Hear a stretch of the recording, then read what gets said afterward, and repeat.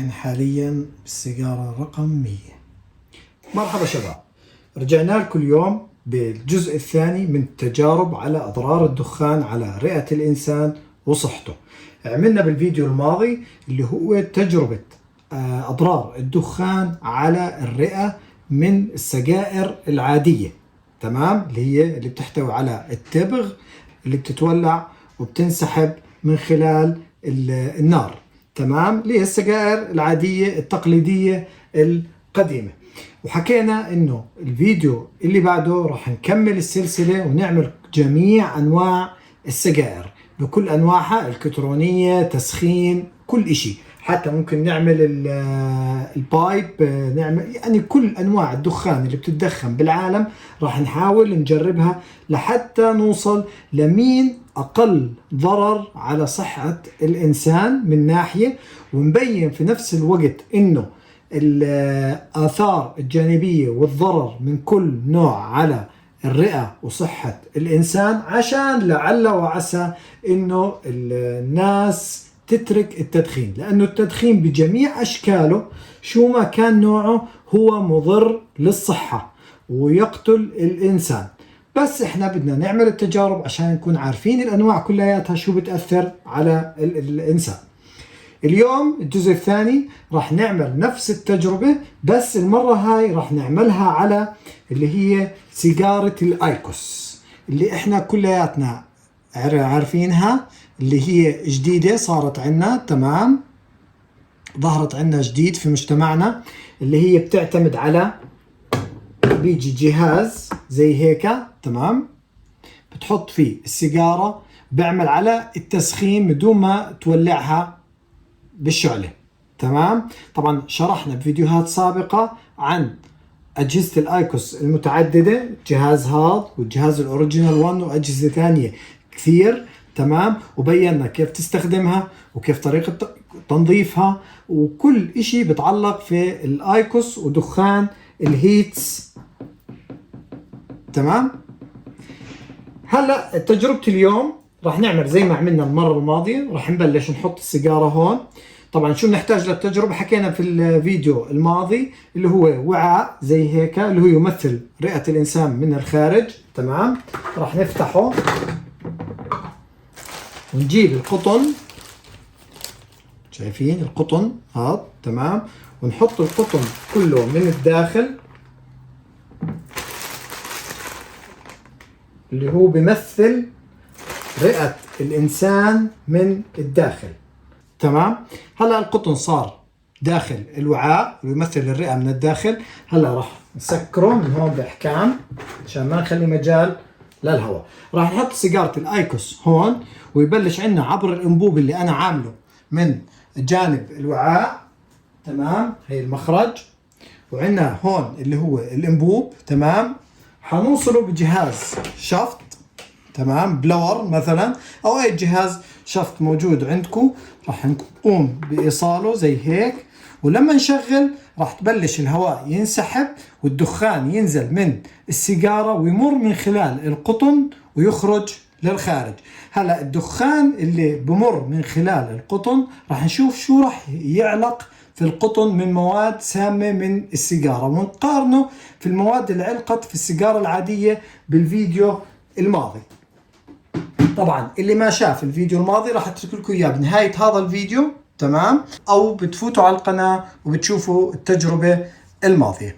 هلا التجربة الماضية كنا نحط السيجارة ونولعها ونشفط، تمام. هلا هون راح تختلف الوضعية، احنا هون راح نحط السيجارة، تمام، ونشغل، تمام، ونحطها هيك، نستنى لما تسخن. للي ما بيعرف في فيديوهات بتبين لك كيف الاستخدام بالضبط للآيكوس، تمام.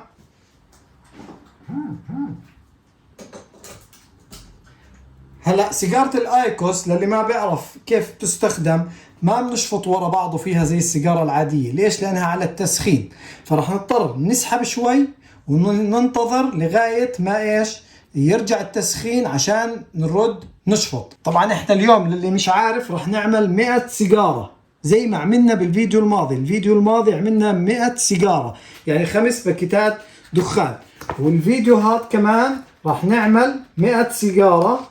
تمام، هي 3 هي 4 هي 5. راح نعمل 100 سيجارة يعني 5 باكيتات دخان عشان يكون نفس العدد للي عملناه في التجربة الماضية. التجربة الماضية عملنا 100 سيجارة عادية، المرة هاي راح نعمل 100 سيجارة من الايكوس. تمام، عشان يكون المقارنة 100% صحيحة. هلا السيجارة عندنا هون سخنت. تمام، نشفط زي هيك، زي ما انتم شايفين الدخان. اقرب لكم، شايفين كيف؟ هيك الشفطة. بدي اضطر انتظر شوي، بعدين اخذ الشفطة الثانية عشان اخلي مجال للسيجارة انها تسخن. خلينا هلا نبلش ونخلص ال100 سيجارة كاملة، وبعد ما نخلصهم نفتح ونشوف شو تأثر عنا القطن اللي هو رئة الإنسان من الداخل. الفيديو الماضي أخذ معي ال100 سيجارة العادية 3 ساعات بالضبط، ما بعرف كم راح ياخذ مني هذا الفيديو. خليكم معنا.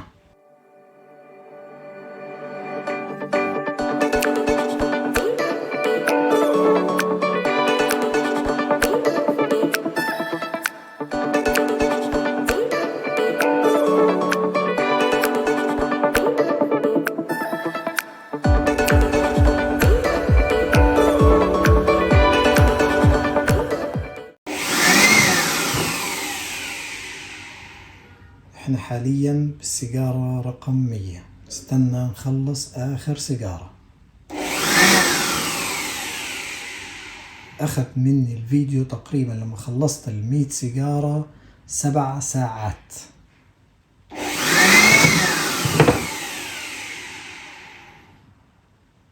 طبعا اللي بيستخدم سيجارة الايكوس بيعرف ليش 7 ساعات، اللي هو انتظار التسخين وليك، واللي ما بيعرف يشوف الفيديوهات في القناة.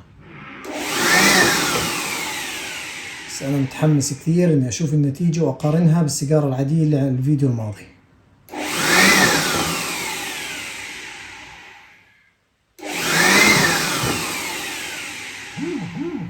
هيها رجت.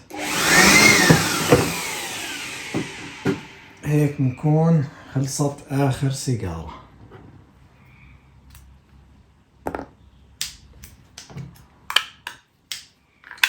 طبعا زي ما شفتوا بالفيديو، إذا لاحظتوا احنا اضطرينا نستخدم جهازين لأنه ما بزبط النوعها بولع بس سيجارتين. تمام، فلما يخلص لازم أشحن، فاستخدمت الجهاز الثاني، والاثنين موجودين بالقناة شرح عنهم.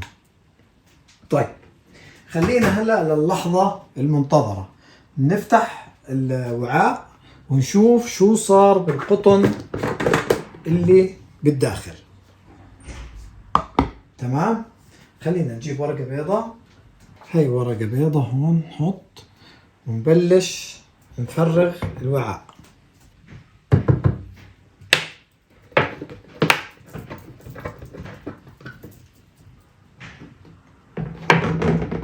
زي ما انتم شايفين هي القطن كلياته اللي كان في الوعاء اخرجناه. اذا بنفتح القطن زي ما انتم شايفين نلقاه انه نجد انه لونه لساته ابيض زي ما هو، ما في اي تأثير من سيجارة الايكوس هاي عليه. عارفين ليه؟ لانها ما بتحتوي على مادة القطران السامة، عشان هيك. فزي ما انتم شايفين، شوفوا معاي القطن ما زال ناصع البياض، ما في ولا اي قطنة مائلة للصفار بسبب عدم وجود مادة القطران السامة. هلا هذا الحكي هل معناه انه الايكوس افضل من السيجارة العادية؟ هلا من ناحية انها ما فيها القطران فهي حاليا افضل من السيجارة العادية، لكن شو في مواد ثانية. طبعا احنا عملنا شرح عن الايكوس وفتحناها وبينا لكم اجزائها للسيجارة والآلية وكل اشي كمان موجود بالقناة بتقدروا تشوفوه. المشكلة بسيجارة الايكوس حاليا حسب التجربة هاي هي افضل من السيجارة العادية، بس ما بنقدر نجزم بهذا الحكي. ليش؟ لانه سيجارة الايكوس هاي تمام لسه جديدة على السوق، يعني ما إلها تاريخ في الاستخدام. عشان هيك لما بدك تدرس أي دراسة تأثيرها لازم يكون لها مدة زمنية طويلة. يعني السجائر العادية احنا عارفين شو مضارها، السرطان، الذبحة الصدرية، كل اشي احنا عارفينه عنها. ليش؟ لأنها إلها هيستوري، تاريخ. بينما هاي السيجارة ما إلها زمان موجودة بالأسواق، فهي جديدة، فبتحتاج عشان نعرف المواد المستخدمة داخل السيجارة، التبغ اللي موجود. طبعا هو تبغ زي تبغ السيجارة بس مصنوع بآلية أخرى وأنا شارحها. شو تأثيرها ما بنعرف. بس حاليا في الوقت الحالي سيجارة الآيكوس أفضل من السيجارة العادية. ولو شفتوا الفيديو الماضي شو اللي طلع من السيجارة العادية بتعرفوا شو قصدي. حاليا إذن سيجارة الآيكوس أفضل من السيجارة العادية. طيب شو راح نعمل هلأ؟ الفيديو الجاي راح نعمل نفس التجربة بس على الفيب. تمام؟ هذه هي السيجارة الإلكترونية اللي بتعتمد على مادة الجوس. تمام؟ اللي لها نكهات، واللي هي السائل اللي بينحط للي ما بيعرف في الفيب، سواء الشيشة الإلكترونية أو السيجارة الإلكترونية. راح نعمل نفس التجربة ونشوف شو التأثير اللي راح يصير على القطن. تمام؟ إذن عندنا هون القطن طلع جاف. تمام؟ ما صار البياض زي ما هو، ما صار عليه أي تغيير. بتمنى تكونوا استفدتوا من فيديو اليوم، ولا تنسوا تعملوا لنا لايك، لأنه بصراحة 7 ساعات هلكت، والفيديو الماضي 3 ساعات هلكت. فبتمنى أنكم تحطوا لايك، وإذا عندكم أي استفسار اسألوني بالكومنتات. تمام؟ أو شوفوا الفيديوهات الماضية اللي بتتعلق في أمور الدخان كاملة. تمام؟ واشتركوا بالقناة واعملوا لنا شير للفيديو، خلي الفائدة تعم على الجميع، وأجري وأجركم على الله. تمام؟ سلام.